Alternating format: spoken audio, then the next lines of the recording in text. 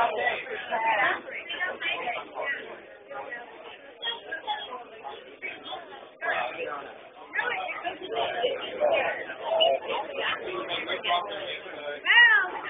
what did you just do? I made liquid nitrogen ice cream. Liquid nitrogen in a KitchenAid with ice cream mix. Goldschlager cocoa. Immediate Goldschlager cocoa. Immediate ice cream with the texture of gelato. Really, really smooth. And I'm sorry I missed the part where all the clouds of liquid nitrogen were billowing all over the table. Maybe they'll do another flavor and I'll be able to show you. We are in Food Hacks by Jeff Potter, and he's showing us how to make instant ice cream with liquid nitrogen. And the advantage is you can have a lot of alcohol in the ice cream because it normally wouldn't freeze with a homemade ice cream process. But something about the liquid nitrogen makes it freeze.